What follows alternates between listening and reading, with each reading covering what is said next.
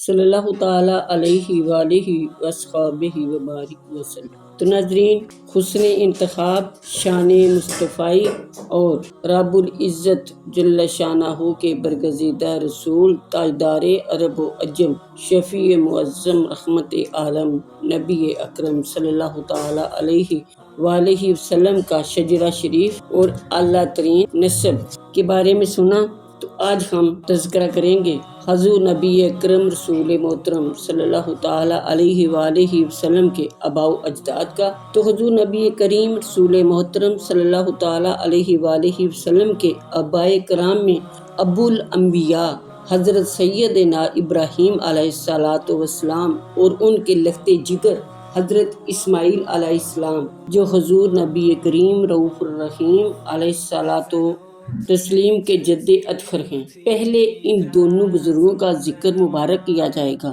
بعد ازاں حضرت عدنان سے حضرت عبداللہ رضی اللہ تعالیٰ عنہ تک آباء کرام کا تذکرہ کروں گی۔ بارگاہ رب العزت سے توفیق و ہمت کی طلبگار ہوں۔ تو ناظرین، سب سے پہلے ہم بات کریں گے حضرت سیدنا ابراہیم علیہ السلام۔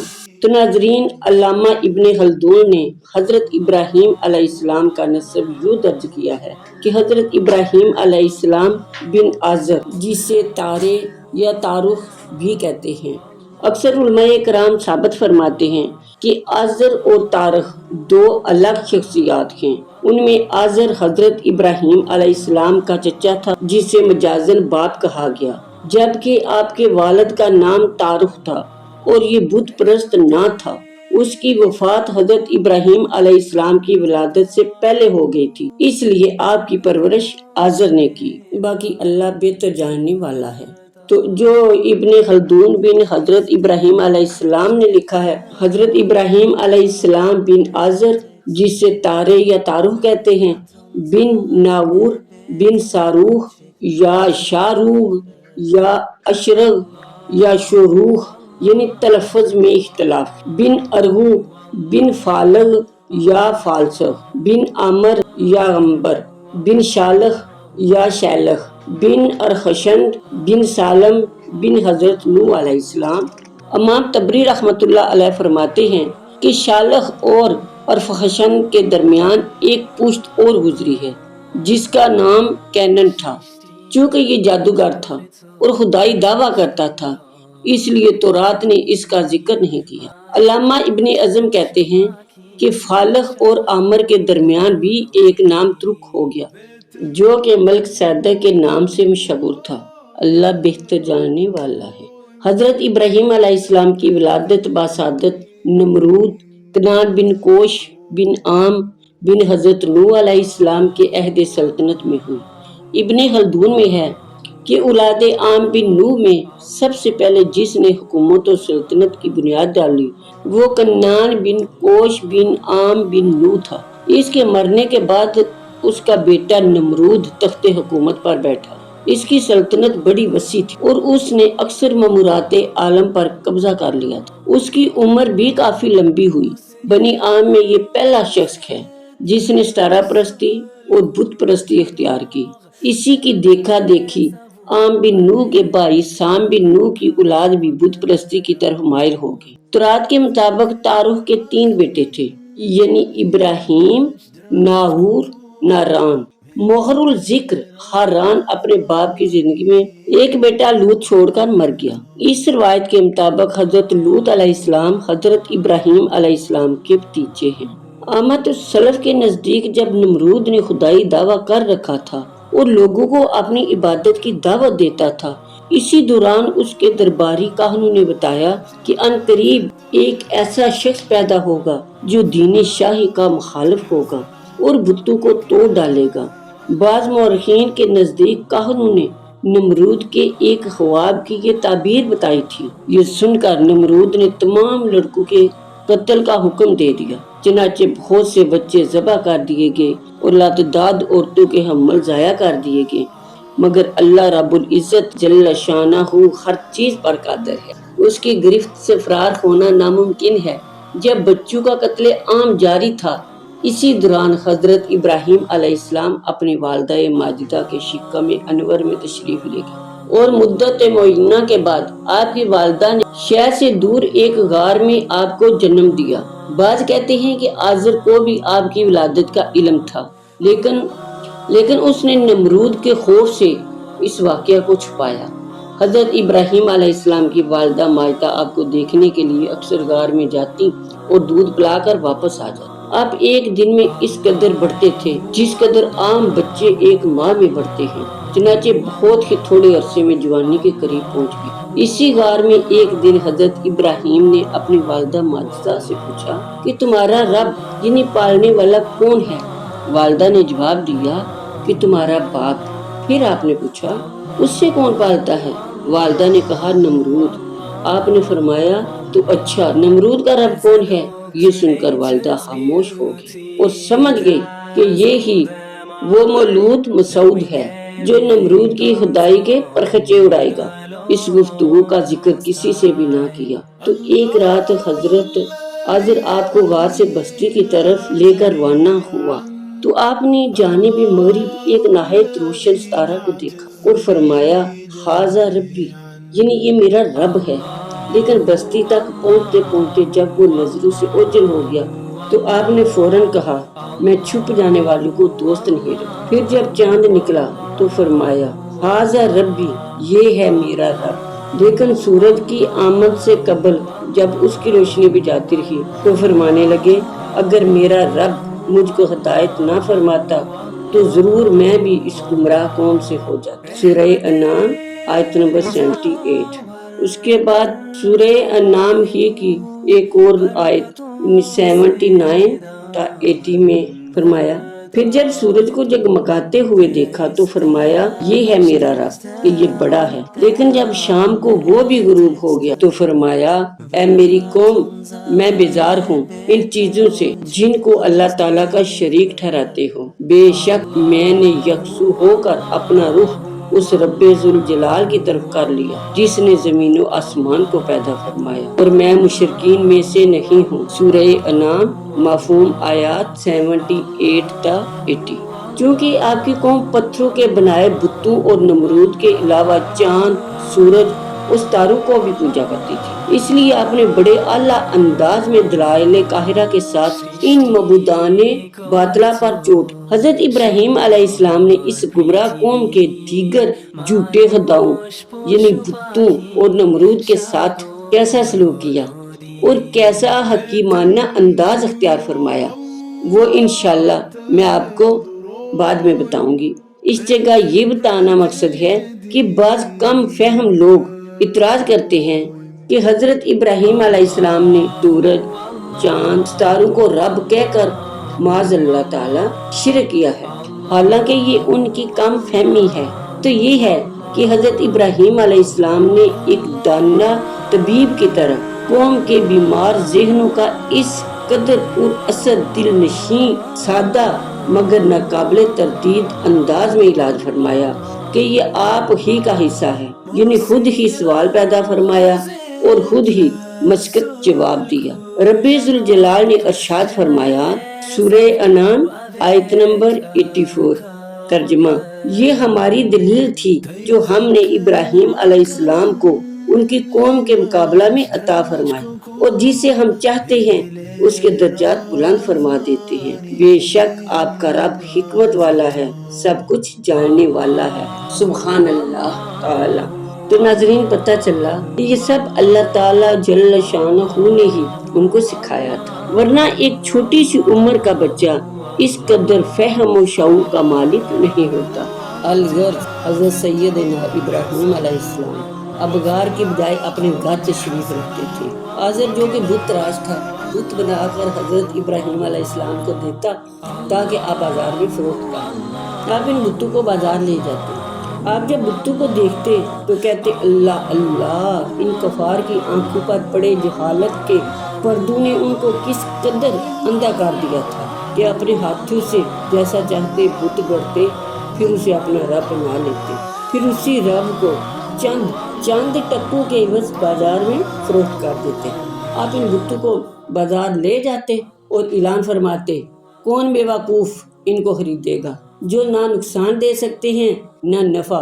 لوگ آپ کی باتوں پر تعجب کرتے اور بت نہ خریدتے۔ شام کو آپ ان بتوں کی گردنوں میں رسی باندھ کر گھسیٹتے ہوئے گھر کو چل دیتے۔ راستے میں اگر پانی کوئی نہر یا تالاب ملتا تو بتوں کو گردنوں سے پکڑ پکڑ کر پانی میں غوطہ دیتے اور فرماتے اشرب اشرب، پی لے پی لے۔ کچھ عرصہ تک تو لوگ آپ کی ان باتوں کو آپ کے انداز بول پن اور کھیل پر معمول کرتے رہے، لیکن جب آپ اعلانیہ طور پر اللہ تعالیٰ کی وحدانیت اور دین حنیف کی دعوت دینے لگے تب ان لوگوں کے کان کھڑے ہوئے اور اس معاملہ میں سوچ بچار کرنے لگے۔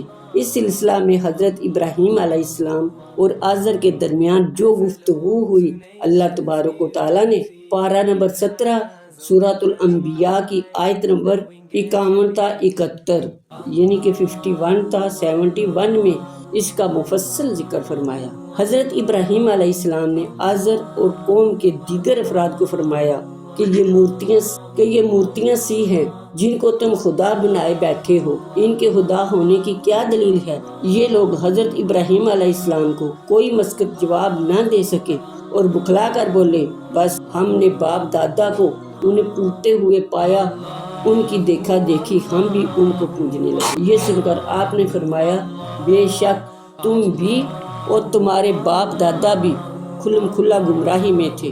وہ قوم کے اس دلیرانہ جواب کی تاب نہ لا سکی اور گھبرا کر پوچھا، اے ابراہیم، تم ویسے ہی ہمارا مذاق اڑا رہے ہو یا پھر تمہارے پاس واقعی کوئی شے ہے؟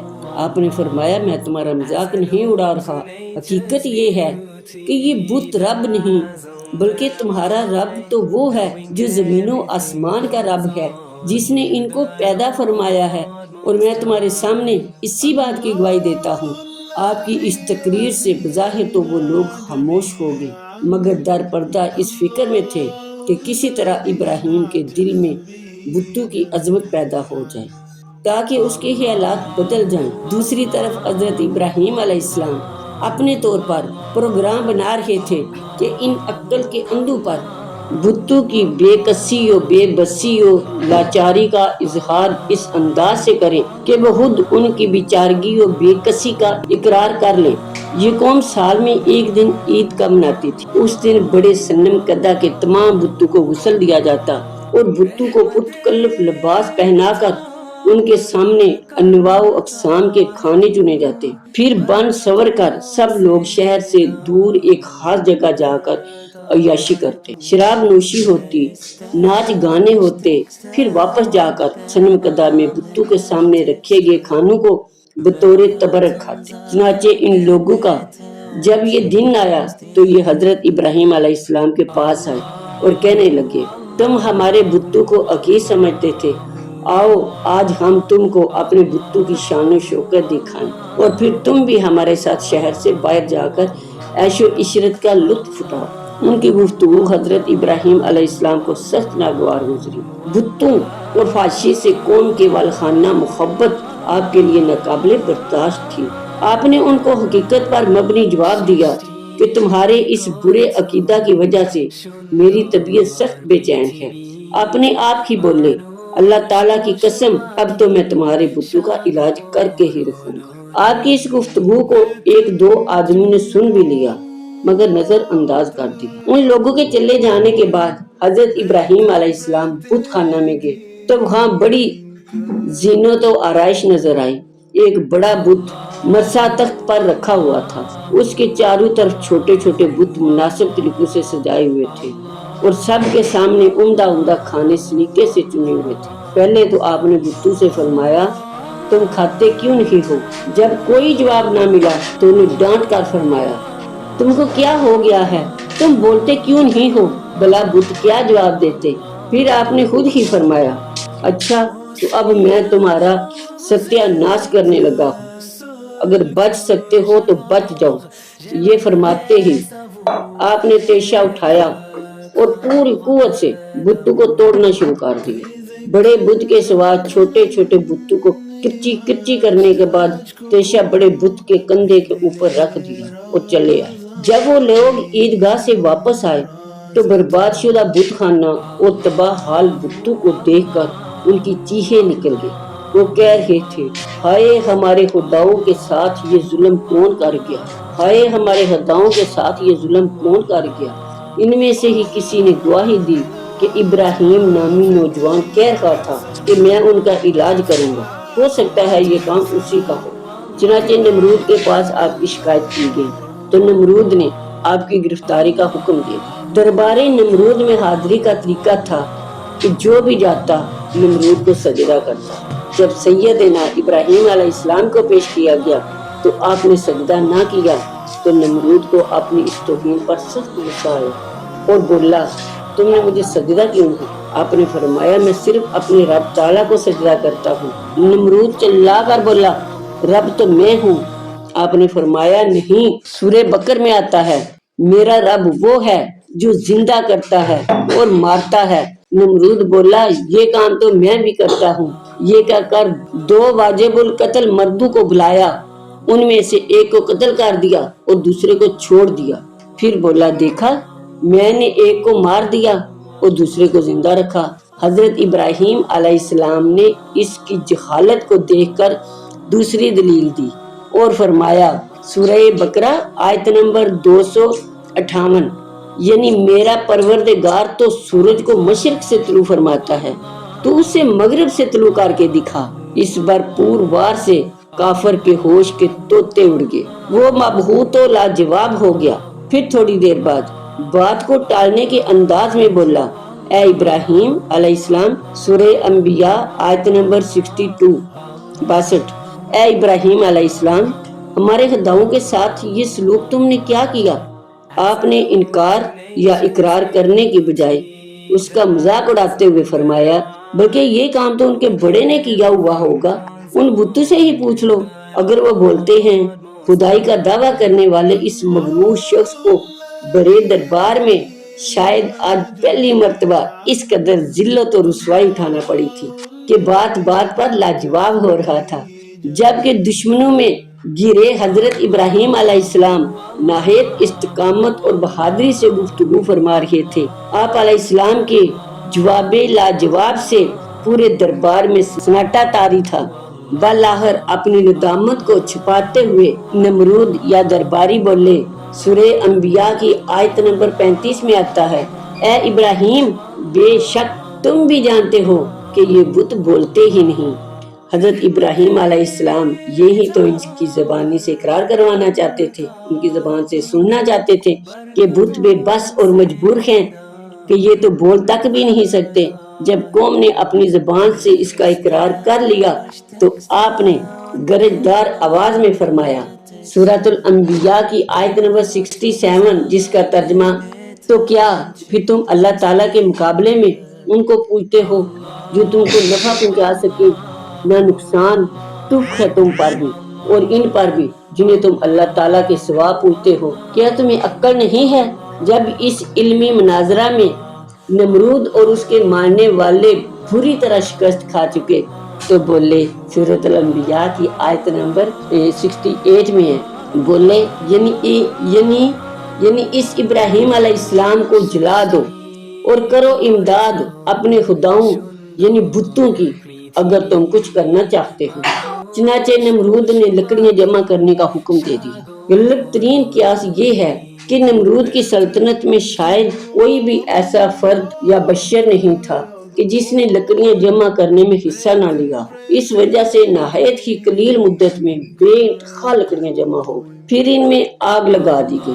جب آگ بھڑک اٹھی اور اس کے شعلے آسمان سے باتیں کرنے لگے اور خوب تیز ہو گئی تو حضرت ابراہیم علیہ السلام کو منجنیق میں رکھ کر پوری قوت سے آگ کی طرف اچھال دیا۔ اس وقت ایک عجیب کیفیت تھی، سوائے جن و انس کے پوری مخلوق حیرت میں تھی اور بارگاہ رب العزت میں زبان خال سے عرض گزار تھی کہ یا الہی، ان میں صرف یہی ایک بندہ تھا جو تیرا نام لیوا تھا، آج اس سے بھی جلایا جا رہا، معرج النبوت میں ہے۔ ملائکہ خصوصاً حضرت جبریل علیہ السلام نے اجازت مدد چاہی تو جناب باری تعالیٰ نے حکم ہوا، اگر وہ تمہاری مدد کا خواہش مند ہے تو ضرور کرو۔ یہ حکم پاتے ہی حضرت جبریل امین علیہ السلام حضرت ابراہیم علیہ السلام کی خدمت میں پہنچے اور عرض کی۔ اس وقت حضرت ابراہیم علیہ السلام کو تیزی سے آگ کی طرف لے کے جا رہے تھے، تو حضرت جبریل علیہ السلام نے عرض کیا کہ اے ابراہیم علیہ السلام، اگر آپ اجازت دیں تو آپ کو اپنے بازوؤں میں لے لیتا ہوں اور یہ آگ اٹھا کر اس قوم پر پھینک دیتا ہوں۔ حضرت ابراہیم علیہ السلام نے جواباً فرمایا، کیا تمہیں اللہ تعالیٰ نے اس کام کا حکم دیا ہے؟ جبریل علیہ السلام نے عرض کیا کہ نہیں، تو آپ نے فرمایا پھر مجھے تیری حاجت نہیں۔ جبریل امین علیہ السلام نے عرض کیا پھر بارگاہ اقدس میں دعا ہی کر لیجئے۔ آپ نے ارشاد فرمایا، میرا خدا میرے حال سے واقف ہے، میں اسے کچھ عرض نہیں کروں گا، جس طرح وہ راضی ہے میں بھی اسی طرح راضی ہوں۔ اللہ اکبر۔ اسی دوران آپ آگ کے دائرہ اثر میں جا پہنچے۔ ابھی آپ کے جسم نازنین پر آگ کی ذرا سی تپش بھی پہنچنے نہ پائی تھی کہ یکا یک بارگاہ ذوالجلال سے اعلان ہوا، سورہ انبیاء آیت نمبر 69، اے آگ ٹھنڈی اور سلامتی والی ہو جا ابراہیم علیہ السلام کے لیے۔